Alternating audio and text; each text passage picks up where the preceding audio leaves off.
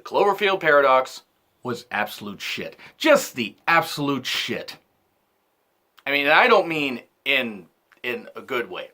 I'm not saying, oh, it's a shit, it's a great movie. No, it was crap.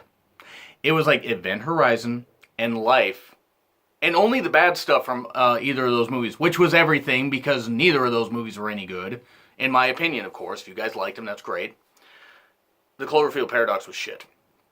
From the opening scene to the closing scene. I get what it had to do with Cloverfield, sort of. It kind of did and didn't have stuff to do with Cloverfield, only when it was on Earth. Because it took place in two places. There's a space station with a bunch of stock characters, and the best of them was the woman that played Ava. She actually probably did the best out of anybody. Nobody was particularly offensive in this movie as far as how their acting went. I mean, the script wasn't very good, or at least what was presented on screen wasn't very good. I don't know if the original screenplay was better than this and it was cut down. It did have the feel of a movie that was cut down and heavily messed with, because maybe there was a good movie in here somewhere. But while using a giant laser space cannon to solve the world's energy crisis, or the nation's energy crisis, or just a crisis in this particular city, I don't really know. They end up zapping themselves to another alternate universe. And they find this woman in the wall. This weird shrieking. She's got power lines and everything through her. Which that must have felt really, really good. I mean, obviously, it was just, a set piece and everything. But that must have felt just so damn good.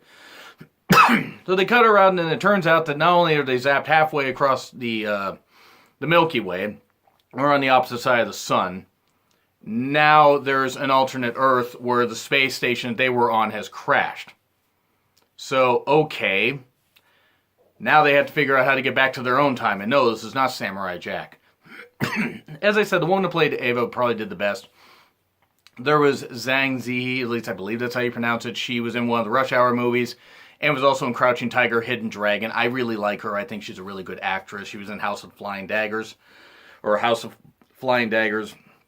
And she's been in a bunch of other movies. She was the only one that I recognize as far as a name actor. I'm sure that the other actors have been in other movies. And hopefully they do well in movies other than this, because I'm sorry, this is not, if this is a launching point for their career, everybody's got to start somewhere, but this was shit. Because the space station stuff was just typical fare. You had an arm you had a guy lose his arm and then somehow is writing stuff down after they're in this other dimension. So they had to, this arm writes down that they got to cut this guy open. Earlier in the movie, all these worms are there in this, weird display thing. I thought they were snakes at first. One ends up in this, in the Russian guy, who of course turns out to be the evil one, but that's because he has an alien parasite or a worm parasite, or I don't know, he ate so many worms as a kid, they burrowed inside of him and then finally burst out. He's got a secret hidden inside of him.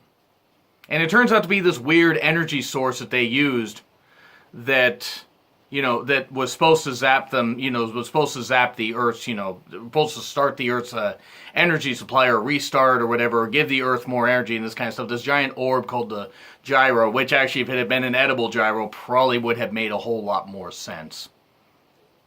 It just, from the beginning to the end, it was just a mess, and it was so typical.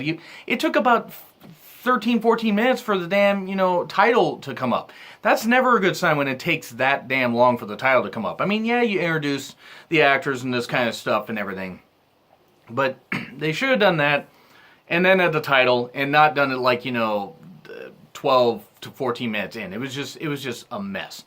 And everybody's typical, the hero that wants to save her family, find a way to save her family.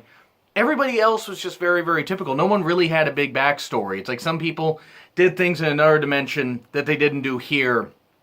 And, we're trying to figure out who you can trust, who you can't. It's pretty obvious that you couldn't trust the woman in the damn wall.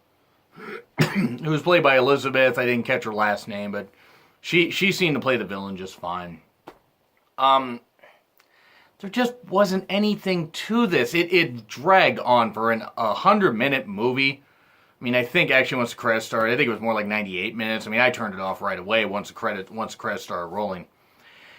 it was just so stock and everything, and nobody's death meant anything. It was like, okay, this character served their purpose. This character's figured something out, write him off. This character, write him off. Okay, we're down to 4 characters. Have the villain that we know, that the audience knows is the villain, snap. Elizabeth, who played the character Jensen, just shoot everybody.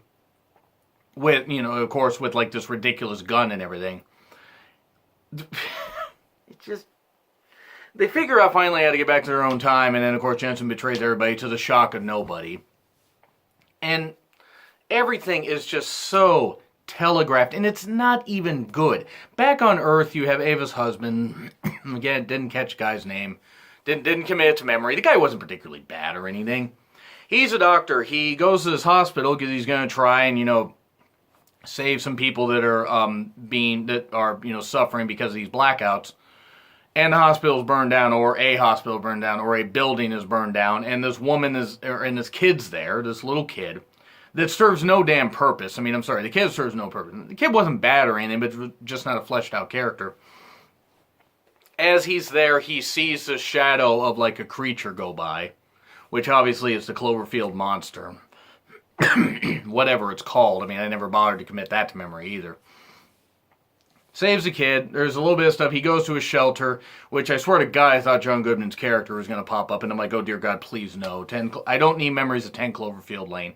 I didn't particularly like it. The atmosphere was fine, but it was lazy, in my opinion, and very stretched out. This was a movie that could have benefited probably from being about 80 minutes. Because as much as it tried to explain, it also explained nothing. And it was needlessly padded. I mean, it was really, really padded. You could have cut out several parts of this movie and none of it would have been missed. This is one of the worst movies I've ever seen. And again, I went in with an open mind. I was like, whatever. Maybe it'll be fine. Maybe it'll be fun, popcorn fun or whatever. And no, it wasn't. It was like, I hated Event Horizon. That's what this sort of reminded me of. Except maybe not nearly as supernatural or whatever. It did remind me more of Life. But Life at least kind of was like these, old 50s, 60s sci-fi movies with pumped up special effects, obviously. But wasn't very interesting. Didn't have very interesting characters. And that was pretty much what Cloverfield Paradox was. And there's a little bit of fan service at the end if you're a fan of the Cloverfield movies. Ava and one other character survives, Schmidt, I believe. They survive. Get rid of Jensen. She gets zapped through. She gets taken out through this TV screen after bullets get shot through it, which was kind of funny. Every death was comical in this movie. I mean, it was just absolutely hilarious. And then they get on the two people, Ava and Schmidt, get on this pod, and they're heading down because they finally get back to their own reality, their own dimension and everything. Well, obviously the Cloverfield monsters are taking over, or one of them, or a bunch. I don't know. I don't care. They only show one up close, which is probably where most of the special effects went, because a lot of the special effects were ass.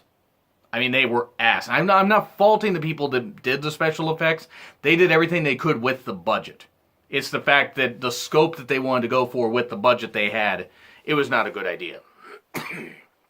So, they're going down to Earth, and the husband boyfriend screaming on the phone. You can't send them back here. It's like, you're going to send them back here to these things. Why didn't you tell them what was happening? You can't send them back here with these things. And as their pod's going down, it's like this scene, the pod's going down here. Or going down on this side, I guess, since from the way you guys are watching. And the Cloverfield monster roar. And it roared in the screen. That was it. That was 95 goddamn minutes of my life I'll never get back. Again, I want to say that if anybody enjoyed this movie, that's fine. Great. That's fine. I really like that people enjoyed it. If people hated it, then I'd like to know why. I'd like to know what people think. So leave in the comments. Like, share, subscribe. And my Twitter link is in the description if you would like to discuss this more. It's been Real Honesty with John Rithlin. I'm John Rithlin. Fuck the Cloverfield Paradox. Worst movie of the year so far. Until Slender Man comes out. Or Truth or Dare. Anyway, I'll see you soon.